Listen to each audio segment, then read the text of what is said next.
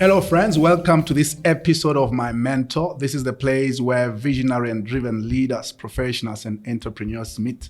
Today, I'm chatting to Mr. Themba Rikhotso, who is the CEO of the Land Bank. Mr. Themba, thank you so much for joining me. I'm really thrilled to have you here. No, thank you, Jabo. And I'm excited to be here as well. And thanks for inviting me. Fantastic. I must ask, did you ever think you'd become the CEO of the Land Bank? Never. In fact, I never thought it would actually happen. Yeah. When it happened, of course, I embraced it with both hands. It's such a fantastic opportunity. Yeah. The Land Bank has got such a big mandate. The mandate to develop the agricultural sector, to build farmers, commercial farmers, and to ensure that we can have food security. Yes. So when I realized all that and the opportunity came up, I really grabbed it with both hands. Yeah. But I never thought of it at all. Wow, amazing. Yeah. But earlier in your career, was becoming a CEO one of the things that you aspire to, whether it's the Land Bank or something else? Yeah, funny enough, I will say yes. Okay. I have always seen myself as somebody who can lead the organization, who can take the helm and be responsible for driving a particular organization. Yeah. So it was always there. I cannot say that this was an accident. It was never an accident. I've always been somebody who could grab the leadership role with both hands. Yeah. So it was always there at the back of my mind that it will happen one day. That's amazing. Before we get into the details of your new role at the Land Bank, I want to take a step back to Standard Bank. Of course, that's where the vast amount of your career has been. And in there, you played different roles. Earlier on, you worked outside the country, doing different leadership roles within Standard Bank. Can you take us back to when you started within the bank and how your career has progressed during that time? Yeah, most certainly. I think Standard Bank will always remain the one organization that has really shaped my leadership journey. And also Standard Bank has been really great for me. I started early in the 2000s with experience, of course, in the CIB space as a junior manager. I joined the bank in their product space, responsible for their payment solutions. Okay. So I came in, of course, with experience, and that role actually, it was a role that I was a lot more comfortable with because I was coming from a similar environment where I was looking after product, and I had seen myself as somebody who can just stay in payments and just lead payments.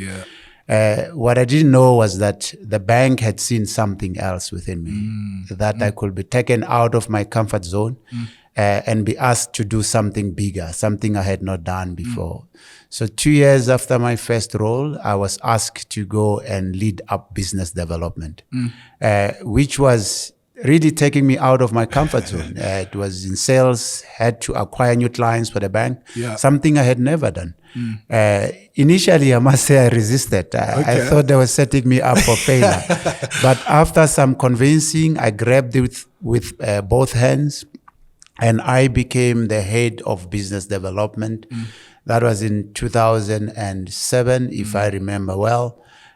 Something I had never done. That change, I must say, really changed my career trajectory. It allowed me to start talking quite a lot with clients, identifying huge opportunities for growth for the bank. Had to build a team.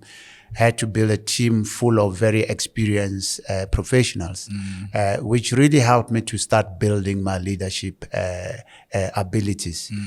It's one of the roles I did for long. I spent almost 5 years as a head of business development. We had a huge amount of successes during that time. You may recall it was during the financial crisis of the 2008, 2009. My area continued to do so well, and we made so much money for the bank.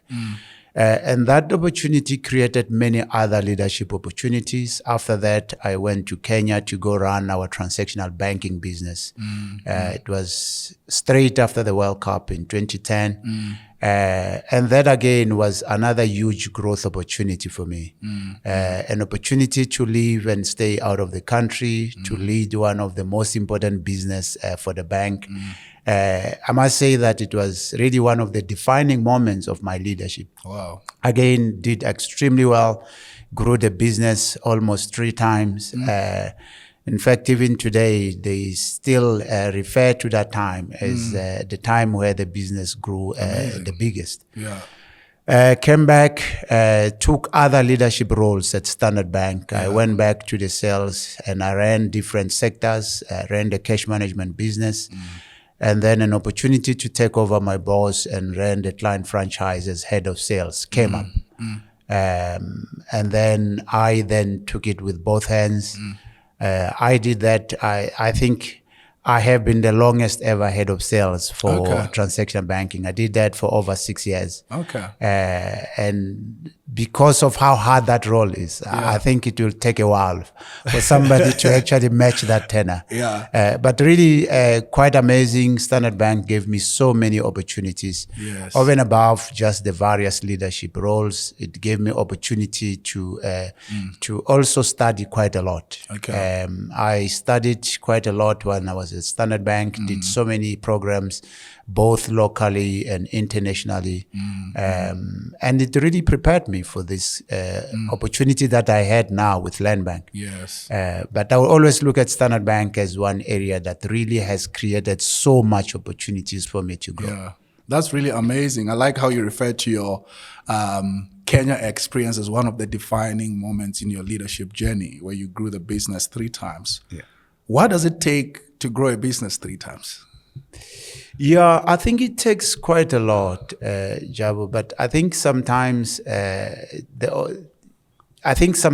you are faced with a unique opportunity that the business is just not doing so well. There are just so much opportunities for you to actually grow it and grow it in such a big quantum. So I got there, the business was actually the smallest CIB business. But the opportunities in the market were quite huge. The other thing that I found there was that there were quite a lot of highly skilled, highly talented individuals.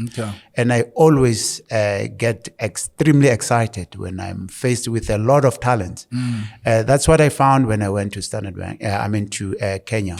The other thing I found, which was unique for Kenya, was that a lot of the bankers in the CIB space all grew up in Kenya, grew up in Nairobi. They knew the markets. They knew the clients. They just needed somebody who could lead them in a way that they will feel inspired. And I think I gave them that. I gave them the space for them to shine. I allowed them to be themselves, and I supported them and encouraged them really to show up and really supported them to become the best in the market. So I thrive when I find the people that are extremely smart and they know what they are doing. And that's what really actually helped us quite a lot. I realized that every single client we wanted to talk to, we could talk to, because those guys in Kenya, they knew all clients. All of them actually went to schools in Nairobi. Every single CEO they knew by name. So that I found it to be a unique opportunity. Unlike when you work in Joburg, almost everybody in Joburg comes from outside Johannesburg. We don't know each other. But in Kenya, I found it to be unique. A lot of highly smart, talented individuals. And I pulled all of that together. It allowed us to really got a lot of clients that were not banking with us. We're able to package a lot of different solutions that this team knew how to, but they just needed somebody to pull them together. So I must say the people was really what helped us to perform so well in Kenya, which I must say when I went there as my number one goal. I was asked by one of the leaders as to what legacy do I want to leave in Kenya. I said the legacy I want to leave is the contribution to people, growing people. And I think the opportunity just presented itself, and the results came as a result. Wow, that's amazing. What I'm hearing in what you're saying really is centered around leadership, It's very clear that one of the biggest ingredients you brought to change the story of the Kenya business is your leadership capabilities. Just give us a sense of your leadership approach. How do you approach leadership? What are your perspectives around what it takes to become an effective leader? Yeah. Look, so I think as a leader, my belief is that my role as a leader is to get the best out of my people. My role is always limited to managing people. Okay. So as a result, I tend to focus a lot on the people, make sure I have the right people. And once I have the right people, I always say that as a leader, I need to do two things. Okay. And those two things, I need to do them well. Okay. One is I need to create clarity. Okay. Clarity on our objectives, our mission, clarity on the strategy, clarity on the expectation, and make sure that people are clear on what it is that we expect from them. And I also make sure that what I expect from them is clear and consistent all the time. So clarity, I see it as one of the most important role for leaders. Ensure that you help your people to navigate through the complexities that are always there. There will always be challenges, there will always be complexities. Create clarity and help them to navigate through those challenges. Number two, it's motivating the team. Making sure that you support them, you make them feel like they are the most important asset in the organization, and that they are inspired to do their best. The people must feel like they can die for you. Whatever you ask them, whenever you ask it, they need to feel like this is the person that we want to work for. So I see those as really the two most important things for a leader when you work with people. Without your people, there's nothing that you can do. Even innovation, you will not be able to innovate if your people who are supposed to be the champions and the ambassadors of innovations are not inspired to innovate. You will not be able to service your clients. You will not be able to execute on your strategy. You need people to be able to do that. So I always say that I will not be able to achieve a single thing myself if my people are not achieving it. So that's how I always achieve people. I make it to be the most important asset in the organization. And every other asset actually can be pulled together if people are motivated and they have that clarity on what is required out of them. That's really brilliant, and I concur with that. One of the things you said earlier was when you transitioned from a product space into a sales or business development area, which was new for you. And a lot of the times when we are faced with change, it's uncomfortable. And it can either make or break us if we don't know how to navigate that. How did you navigate that transition to ensure that you become a success in your new role? Look, I think what I haven't realized before I moved from product to business development was that I was already playing a key role on the business development function itself as a product person. I always had a much more broader understanding of my role. I always encourage people to have a much more broader understanding of your role, how your role interacts with other roles, how your role helps other roles to extract value and actually work together to deliver for the organization. So the transition from product to business development actually was a lot easier than I expected it. I spoke about my passion for people. The second passion is for clients. So the business development role allowed me to work closer with clients. And I spend time with a lot of our clients, understanding their business, understanding their challenges, and trying to ensure that whatever we try to do, the solution we bring for them allows them to become the best companies, allows them to operate a lot better, and that they use banking as an enabler. So the closeness with clients and the people made it to be a lot easier.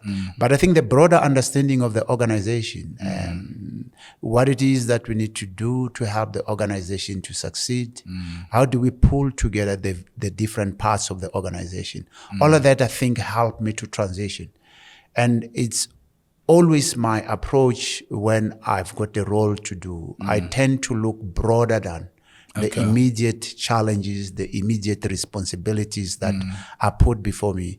I look at the interaction of my role with all other stakeholders, both internal and external stakeholders, how to pull the full organization together, and more importantly, how to call for support.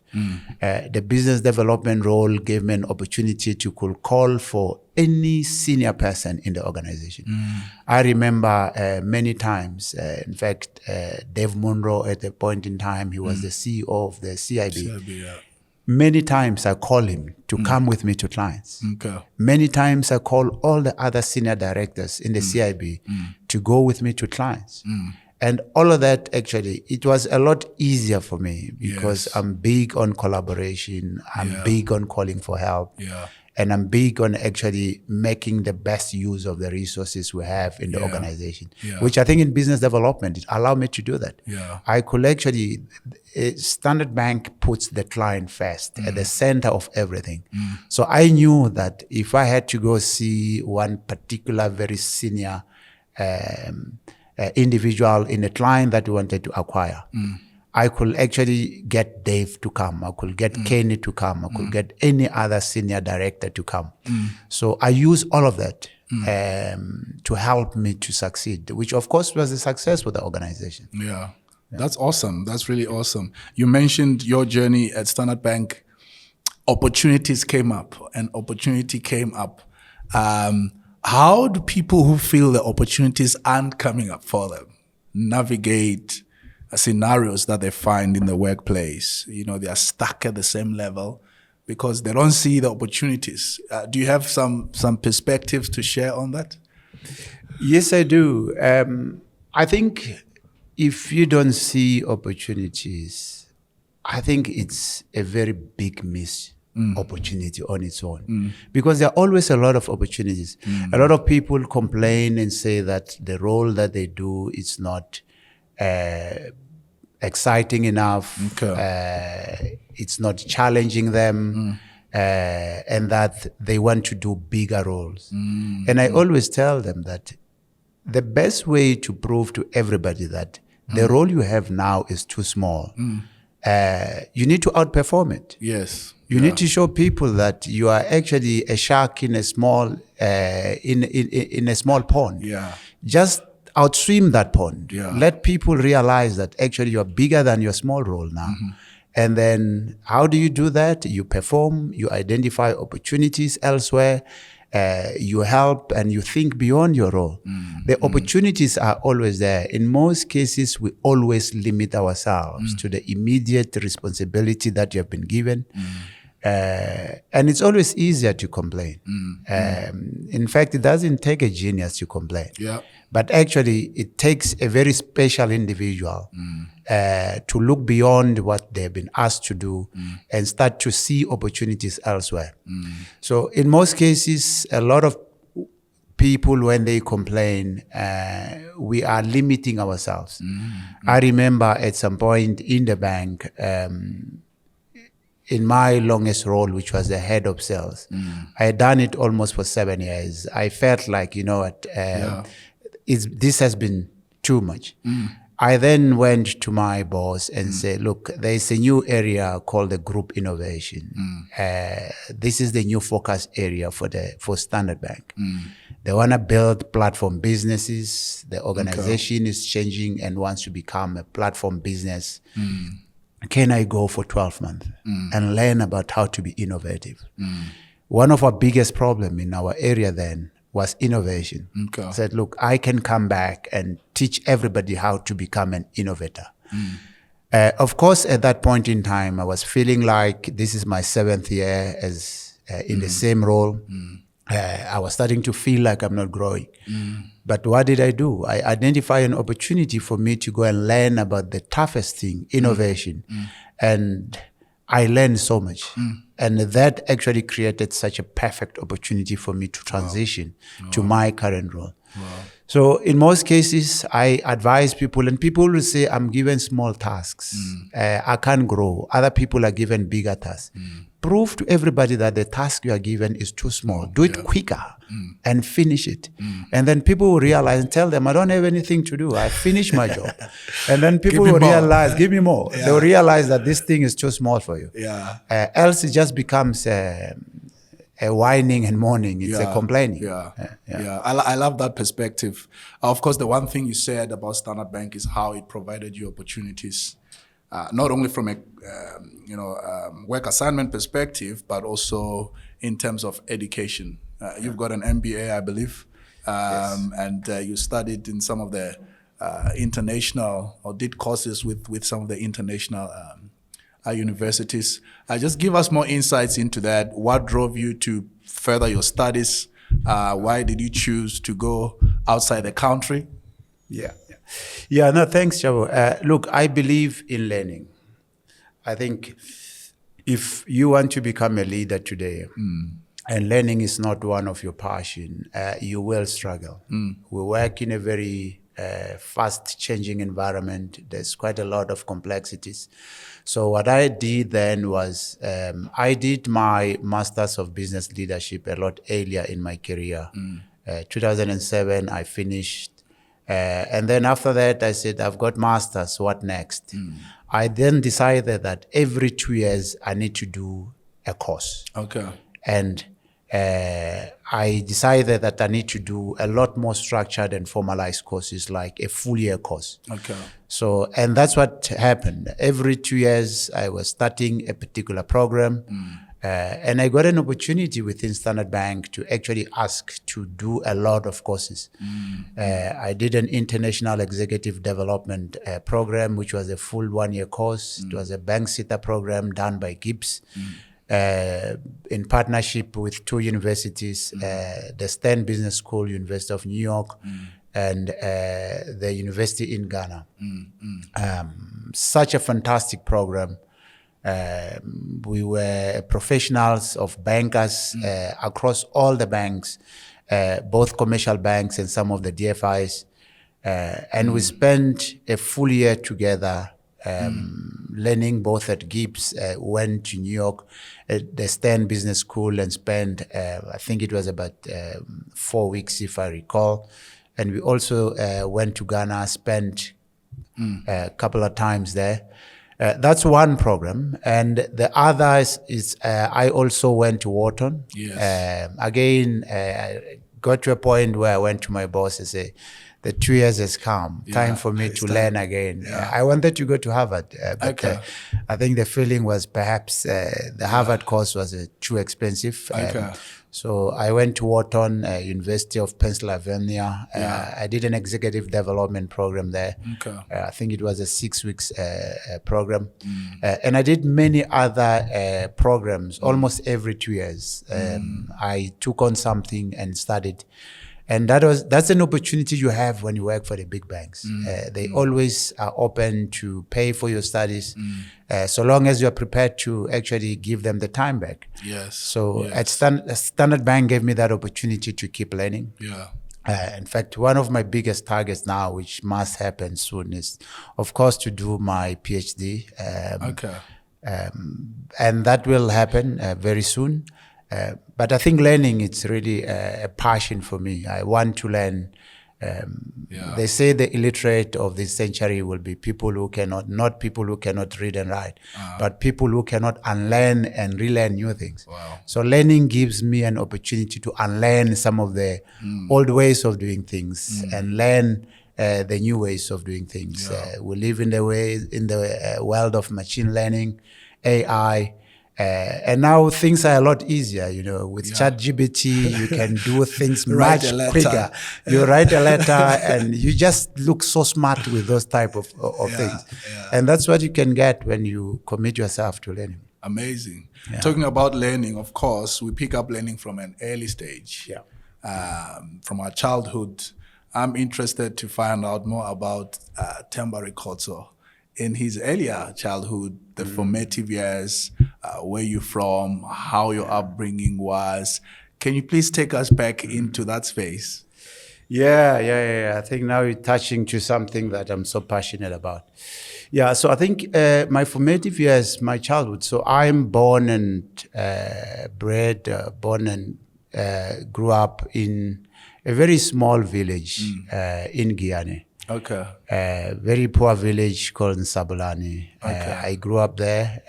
I'm the last born of a very big family. Yeah. The last born, my mother had 11 kids. Wow. So the last born. You're blessed, eh? Very blessed.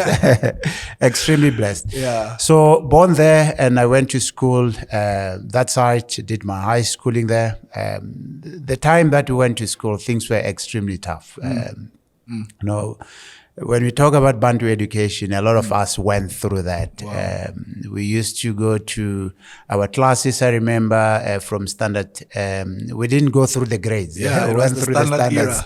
The standard era. From standard 7, we never had a class. Our class was actually a tree. Wow. And whenever it was raining or extremely windy, there was no learning. Sure. So I went through that type of learning.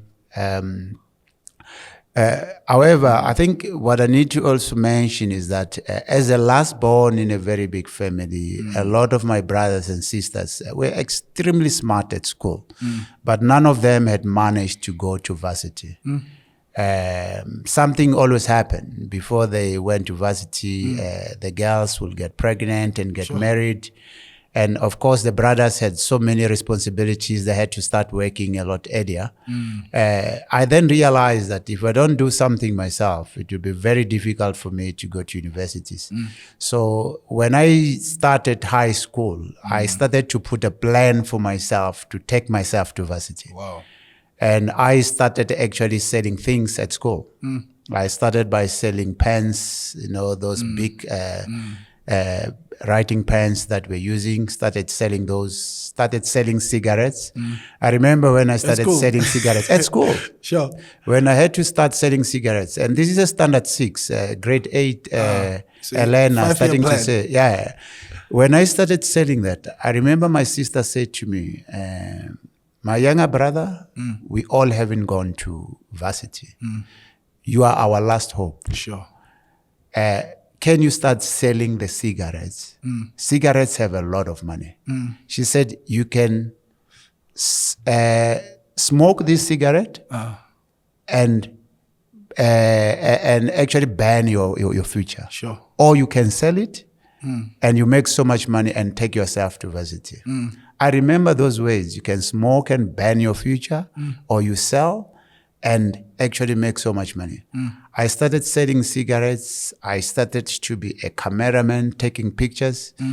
And whenever I had money, my sister used to help me with restocking. Okay. So I could sell cigarettes. I didn't have to restock. I had to just save it. Yeah. I saved so much money, Jabu, that when I finished high school, I was clear that at least the first 2 years of my varsity were all paid. From your business? From my activities? business that I started from standard 6, I took myself to varsity. Wow. I went to the UKZN, was University of Durban, Westville then. Yeah. I paid for my first year. I also could register myself the second year. But when I was doing my first year, I realized that actually this money will run out. I was no longer selling cigarettes at varsity, of course. I realized it will run out. And I actually learned that if you become the best student in a subject, you can win a scholarship. Wow. So I then said, you know what, the only way to stay in this varsity, now that my money will be finished, is to actually become the best in some of the subjects. I targeted 2 subjects. Say, I want to get merit hours. I want to be the best student. I became the best student and got the merit hours in 2 subjects. And I won a scholarship from the United Nations. Wow. So those are my formative years, of course, full of challenges. I had to think very early that I had to take myself to varsity. And I had to do something myself. At varsity, I remember, you know, when you come from those poor rural schools, you can't even speak English. I couldn't speak English when I was at high school doing my matric. Yeah. I had to learn it all at varsity, but also I had to target English when I was at varsity as one of the courses I had to be number one. So I could get the merit hours and win a scholarship. And then I could then finish my varsity. So that's my formative years. And of course, straight after varsity, I then started my first job, which was, of course, before Standard Bank. But that's how I grew up. I always had to take responsibilities and make things happen myself. I always had to think about, okay, what will happen 5 years from now? What happens in my next varsity years? Because my parents were very old. In fact, I have never seen my parents younger. Sure. As a last born, I remember when I was at high school, in fact, even primary, my father was retired. So I've never seen my parents younger. You know, it feels like your parents were always old. Sure. So that's my formative years. That's where I come from. I had to take responsibilities at a very, very early stage. Imagine today, the kids that we have today, and you have to tell those kids to sell cigarettes to make money for them for school. And I used to sell cigarettes to school children and teachers as well. Can you imagine? But I had to do it to be able to go to varsity. Wow. So that's in a nutshell my formative years, where I come from. Yeah. Your family must be very proud of you, knowing your history and how far you've come to now be the CEO of the Land Bank. It's a rare occasion for, you know, in the broader scheme of things, for someone to come from a background like yours and end up taking the helms at a huge organization like the Land Bank. What do they say when they see you now? Yeah, they are extremely proud. You know, I wish my mother could understand what I'm doing today. You know, my mother now is 93 years old. Wow. My father passed on about 6 years or so ago. He was 95 years old then. Wow. So I come from the family So that you live long. And I hope I will surpass my father's age. Yeah, judging by how you look, I think you will get there. Yeah, thank you. So they're extremely proud. I think, obviously, I became an inspiration into the family that almost every other kid behind me, they've all gone to varsity. Now, every single kid of my brothers, my sisters, they've all gone to varsity. Of course, I also had to take responsibilities for the next set of kids that will be behind me, to take all of them to varsity. So now, the family now, when you look at it, we have got all the kids now have gone to varsity. The family is extremely proud. And when you look back now, the family has changed. So you need just that one person to can change everything for the family and to inspire everybody that you can go to varsity. In fact, I became the first person to go to varsity from my whole village. Sure. Now the village has got, in the whole village. So now village has got so many graduates that have all actually all learned, and I had to help some of them as well. Yeah. Yeah, that's the type of background. So the family, the village, extremely proud. And of course, I feel extremely blessed and humbled that all this has happened. And I don't take it for granted. True pioneering spirit there. The whole village didn't go to varsity, and you opened the door for people to find inspiration and believe it's possible for someone to come from a background like that and go and do amazing stuff. You referenced you had to pull and help some of your siblings' children through varsity. For some people, that may be a big, weighty responsibility. I mean, these days, people talk about black tax and how that can introduce, challenges in one's own financial life. How did you manage to handle those responsibilities as one person? Yeah, look, of course, I didn't do it alone, right? So for those that I really help, my brothers and sisters, whom all of this, of course, from my father, I was the last one. Yeah. My father has 2 wives. Even from both wives, I was the last born. So all the people I had to help, either my sisters or my brothers. Of course, my brothers and sisters were also doing it, but I had to help them, help those kids and put money. It was tough, but I had to sacrifice and had to make sure that together we make it all happen. Wow. I got a lot of support from my brothers and sisters as well for me to go to varsity and finish. So I had to do it, and it was tough, but it's one of those things that if you don't do it, you create a perpetual problem for everybody. So we had to end this thing at some point, and all of us had to work together and make sure it happened.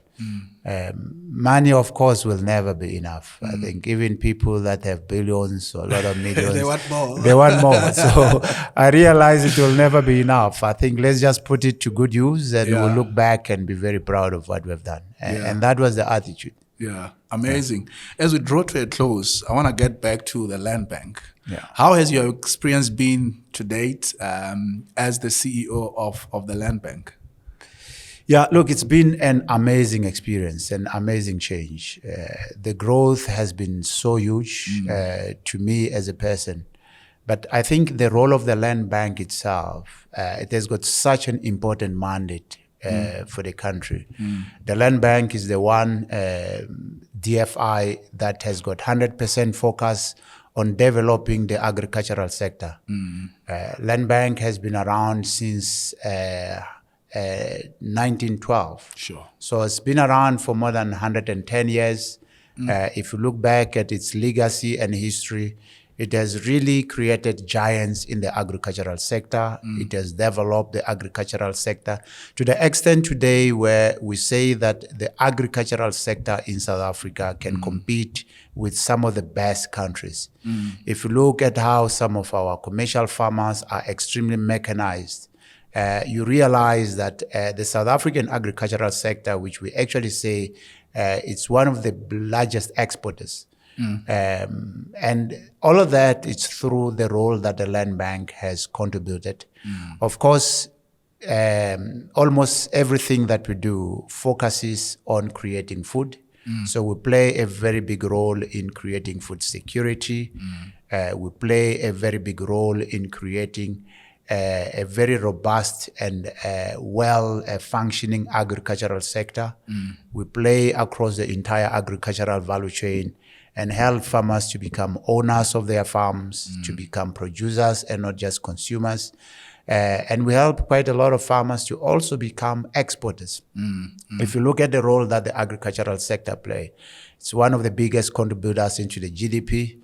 The agricultural sector creates the highest number of jobs. And of course, we always say that all of us need a doctor one day when you get sick. But actually, you need a farmer every day. Because when you wake up, you have got to eat. The only days that you will not need a farmer are the days that you are fasting, that you are not eating anything. Everything we eat every day comes from a farmer.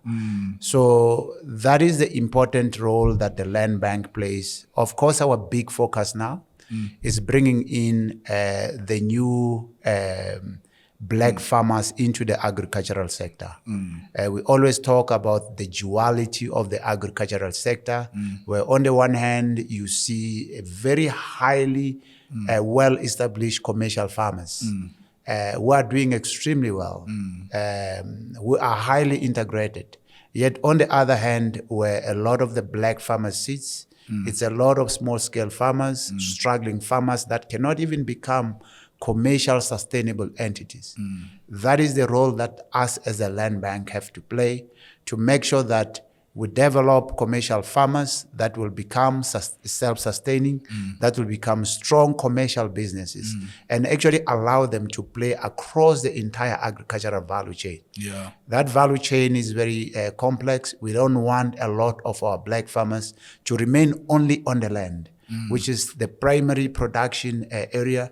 We want them to be participants across the entire value chain, become agri-businesses, become agro-processes, and actually get access into the market and sell directly to the off-takers.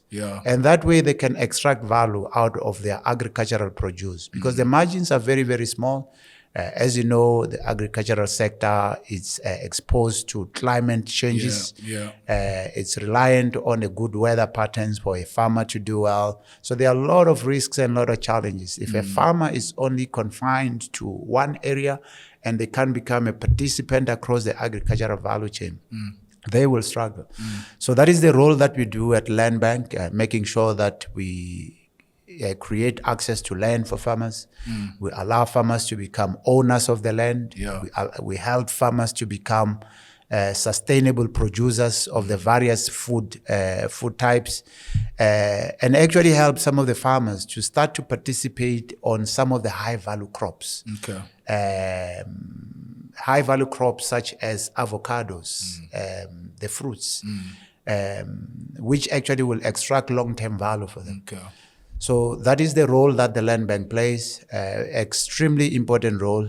Whenever the population grows, people need more food. If we support the agricultural sector, it creates a lot of jobs, which is actually good for an economy such as ours, which has got such a high unemployment rate, a lot of people that are struggling, huge amount of inequality.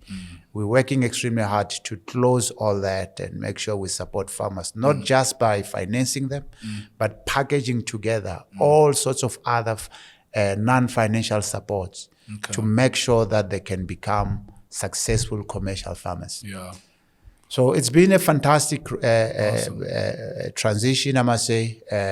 But also when you see the contribution of what you do, which is what you will see when you see a farmer doing well.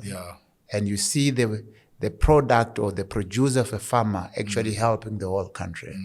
You feel like you are fulfilled as an individual. Amazing. So it's been an amazing change, I must say.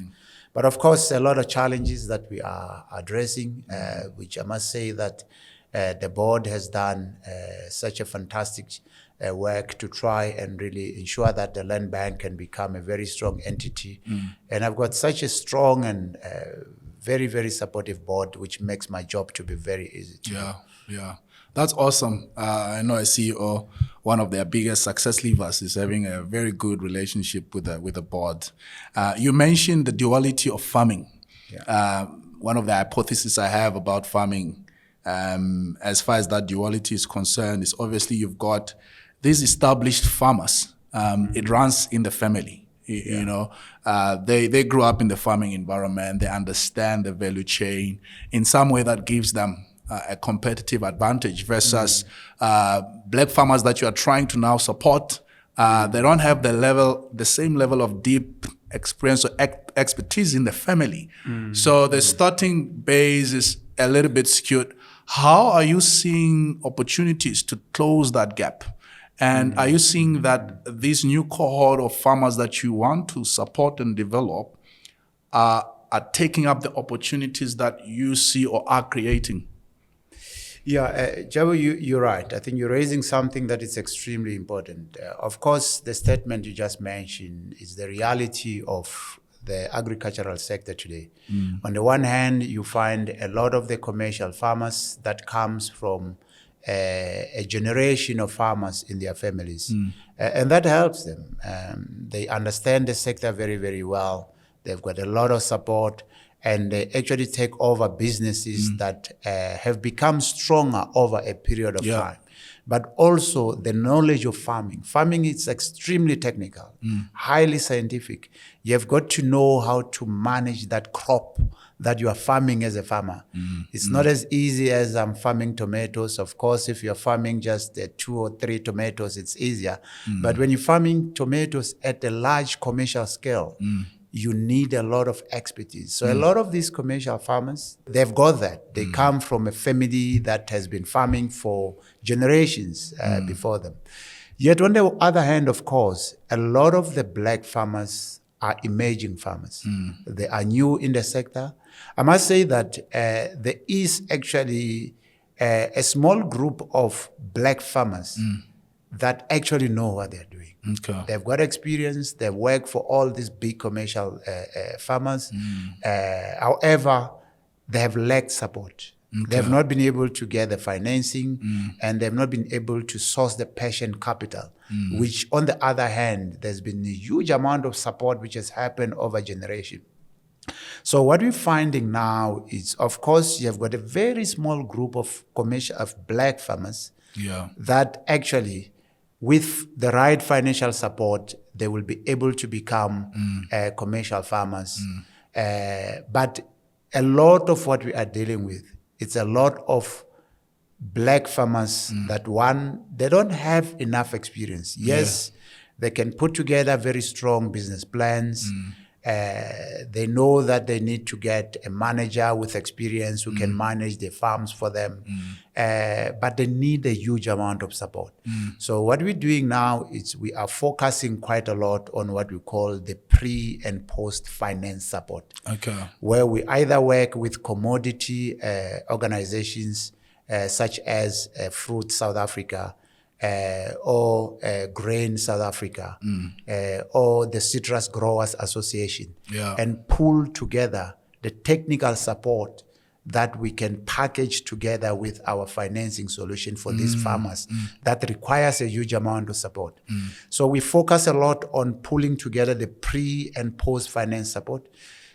Just putting together a business plan, it's highly technical. In agriculture, you have got to use the agricultural norms when you are putting together a business plan.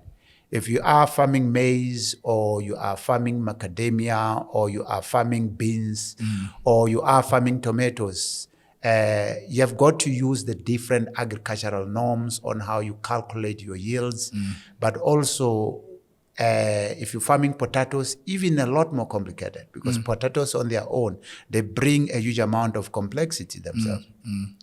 So we work with commodity associations and pull together the support so that these farmers not only get money. One of the other things that we do, we've got a lot of financial solutions that actually has got a huge portion of grants. So we come up with what we call a patient capital, not just affordable, but a patient capital. We've got a product we call blended finance. With a blended finance, we blend a loan and a grant together. As an example, a medium-scale farmer can get up to the financing package. He can get up to half of the financing package, 50% of it, as a grant, which helps these guys to either bridge the equity gap or collateral gap that they may not have.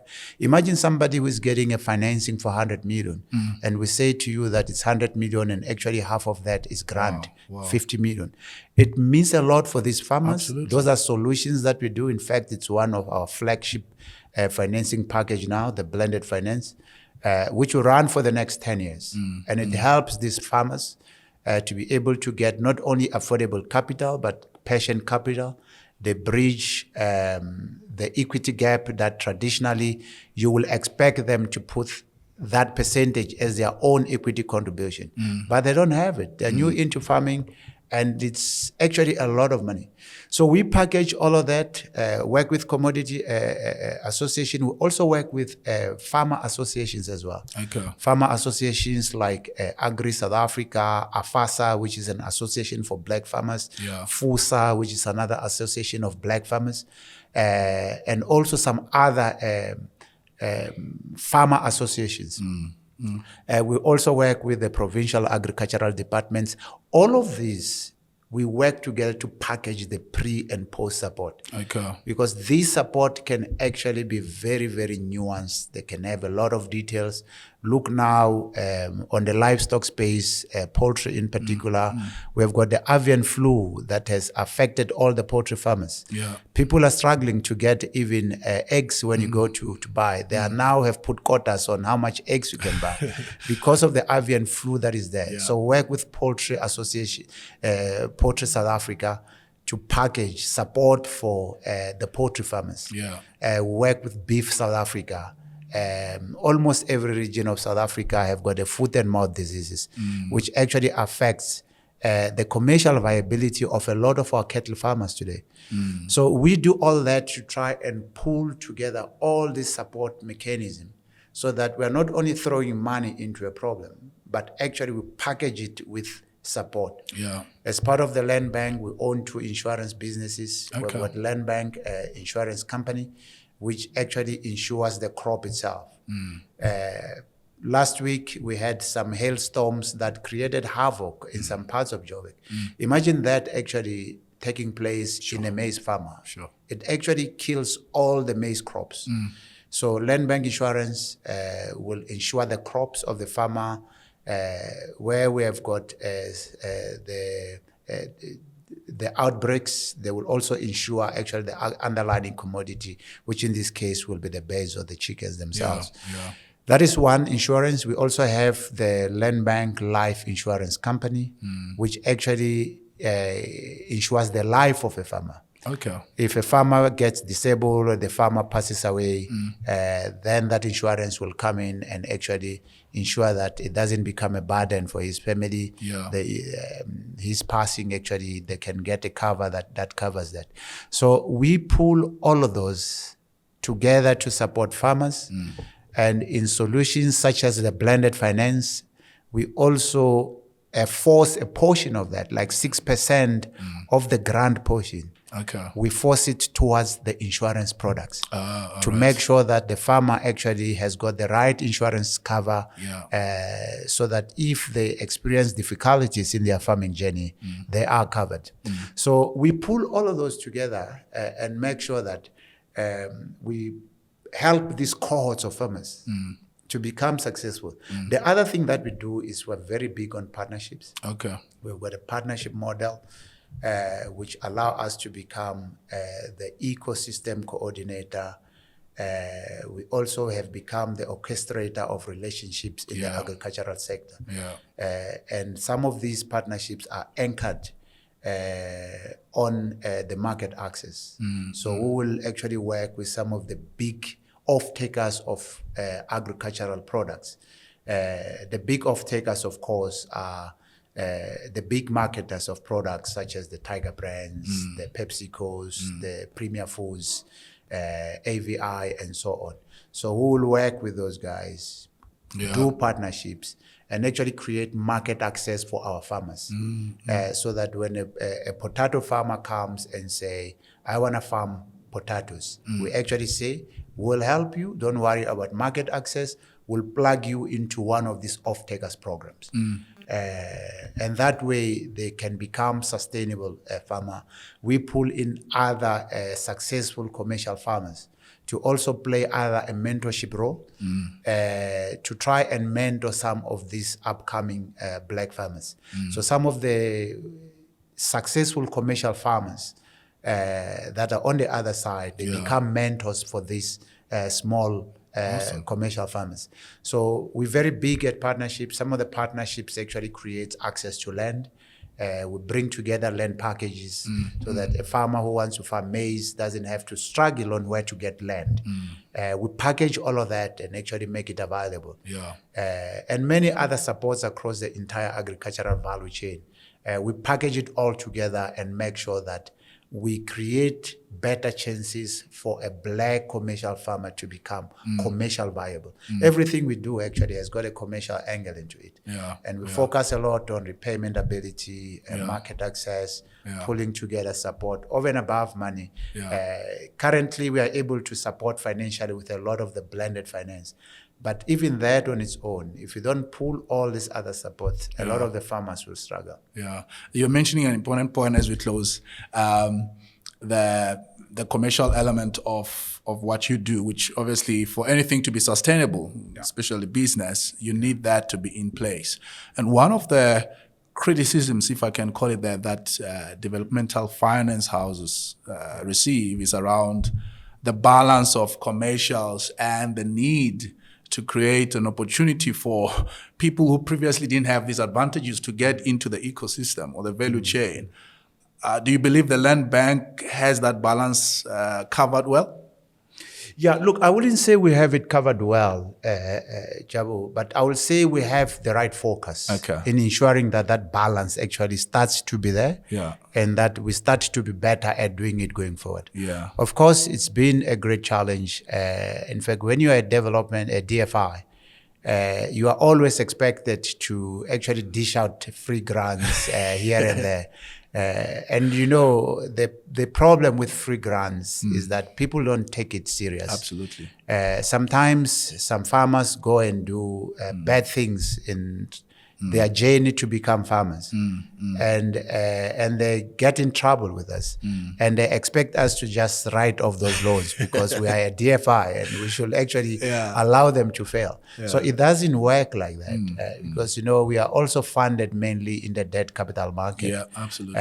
In fact, the bulk of our funding comes from the debt capital market. So we've got responsibility to pay back. Yes. However, where our role as a DFI comes in, it's our ability to give grants. Okay. For now, actually, we just launched now about 2 months ago the Agro Energy Fund. Okay. With the Agro Energy Fund, we're trying to help all our farmers who are experiencing the load shedding to put alternative energy sources. If you look at the Agro Energy Fund, and that actually is available for all the different types of farmers, the small, medium, and large scale farmers. The small farmer can get up to 70% of the funding package as a grant. Imagine having to put a 500,000 worth of the renewable energy solution, and 70% of that is a grant. That is where our role as a DFI comes in. However, that farmer still needs to ensure that they can pay the 30%, which is a smaller part. Yeah. And even for the bigger farmers, the large-scale commercial farmers who might be putting in a 5 million worth of a renewable energy solution, and we are getting 30% of that as a grant. It's actually a big relief for those guys, where they are able to actually take out the challenge that they face with load shedding, and they're getting a bigger portion of that as a grant. It's small in the bigger scheme of things, but it's actually a big fund. That fund, Agro Energy Fund, is 1.2 billion. All of it is meant to help farmers to put in alternative energy sources, so that load shedding doesn't become a problem in their businesses. So that's where our role as a DFI comes in, where we are able to pull in grants and actually make those grants available for them, where we are able to give them patient capital. We are the only financial institution who can finance land and allow a farmer to pay it back over 25 years. You go to a commercial bank for the same thing, you will have to pay back in 15 years. But for us, we actually give that 10-year additional. So that's where our role as a DFI comes in.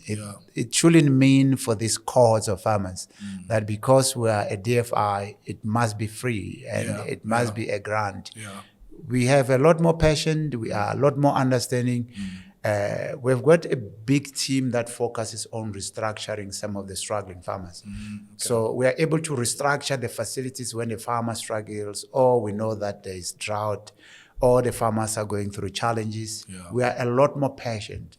And that's how DFIs should be seen, to be a lot more patient, to can take a much more longer term perspective in our approach, but also to can actually understand things from the farmers.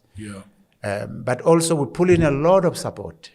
We actually have more than 60 agricultural specialists who are specialists in the different commodities and helping farmers to farm well. So that's where we actually, our role as a DFI comes in, to be able to pull in all these different type of supports. But of course, agric is very challenging. I think we are starting to get it right, but it has been challenging. It will continue to be challenging. Amazing. Mr. Themba Rikhotso, thank you so much for the insights you've shared. Really, really enjoyed this conversation, and I'm sure our viewers will enjoy it as well. I really appreciate your time. Thank you.